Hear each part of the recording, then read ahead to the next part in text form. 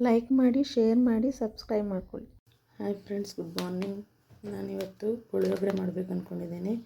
Packet ತರಿಸಿದ್ದೀನಿ ನೋಡಿ, MTR. ನಾನು ಯಾವಾಗ ರೆಡಿ ಮಾಡ್ತೀನಿ, ಮನೆಯಲ್ಲೇ ಪುಡಿ ಮಾಡಿಕೊಂಡು ಅದರಲ್ಲಿ ಪುಳಿಯೋಗರೆ ಮಾಡ್ತೀನಿ. ಖಾಲಿಯಾಗಿದೆ. ಇದರಲ್ಲಿ ಹೇಗೆ ಅಂತ ಪುಳಿಯೋಗರೆ ಮಾಡೋದು ನಿಮಗೆ ಹೇಳ್ಕೊಡ್ತೀನಿ. ಇದು ಪುಳಿಯೋಗರೆ ಪ್ಯಾಕೆಟು ನೋಡಿ.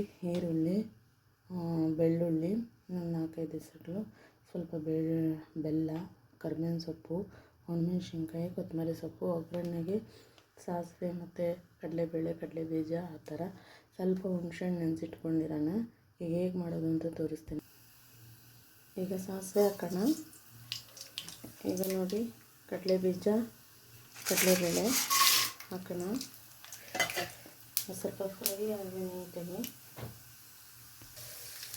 ಈಗ ನೋಡಿ, ಈರುಳ್ಳಿ ಹಾಕೋಣ. ಸ್ವಲ್ಪ ಫ್ರೈ ಆಗಿದೆ ಕಡಲೆ ಬೀಜ ಎಲ್ಲ. ಈರುಳ್ಳಿ, ಕರಿಬೇವಿನ ಸೊಪ್ಪು ಎಲ್ಲವೂ ಹಾಕ್ಕೊಳ್ಳೋಣ ಒಟ್ಟಿಗೆ. ಮೆಣಸಿನ್ಕಾಯಿ ಎಲ್ಲ. ಈಗ ಹುಣಸೆಹಣ್ಣು ರಸ ಬಿಡೋಣ.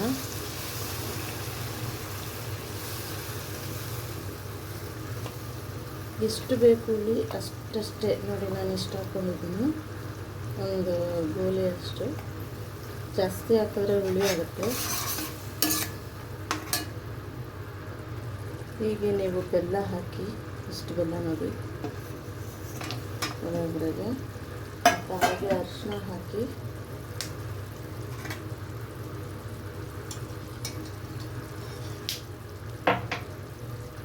ಈಗ ಬೆಲ್ಲ ಕರಗಬೇಕದು ನೀಟಾಗಿ. ಅದರಲ್ಲಿ ನೀವು ಖಾರ ಹಾಕ್ಕೊಳ್ಬೋದು ಬೇಕಿದ್ರೆ, ಚಿಲ್ಲಿ ಪೌಡರು.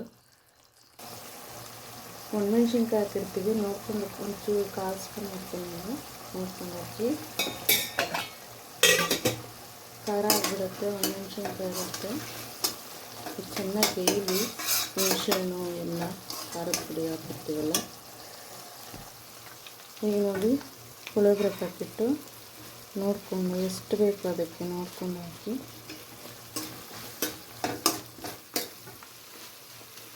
ಸಾಕು ನಾವಿಷ್ಟು. ಸ್ವಲ್ಪ ಚೆನ್ನಾಗಿ ಬೇಯಲಿ. ನೀವು ಎಳ್ಳು ಒಗ್ಗರಣೆಗೆ ಬೇಕಾದ್ರೂ ಹಾಕ್ಬೋದು, ಹೀಗೆ ಬೇಕಾದರೂ ಹಾಕ್ಬೋದು. ಪುಳಿಯೋಗರೆಗೆ ಸೀದೋಗ್ಬಿಡುತ್ತೆ ಒಗ್ಗರಣೆಲ್ಲ ಹಾಕಿದ್ರೆ. ನೋಡ್ಕೊಂಡು ಇದು ಮಾಡಬೇಕು. ನಾನು ಅದಕ್ಕೆ ಹೀಗೆ ಹಾಕ್ತೀನಿ. ಹೀಗೆ ಗೊಜ್ಜಿಗೆ ಎಷ್ಟು ಬೇಕು ನೋಡಿ, ರುಚಿಗೆ ಉಪ್ಪು ಹಾಕಿ. ಈಗ ಸ್ವಲ್ಪ ಹಾಕ್ಕೊಳ್ಳಿ, ಆಮೇಲೆ ರೈಸ್ ಕಲಿಸ್ಬೇಕಾದ್ರೆ ಹಾಕ್ಕೊಳ್ಳಿರಂತೆ.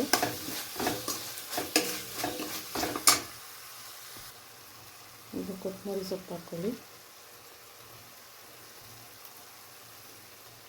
ಈಗ ರೆಡಿ ಆಗಿದೆ. ಸ್ಟವ್ ಆಫ್ ಮಾಡೋಣ.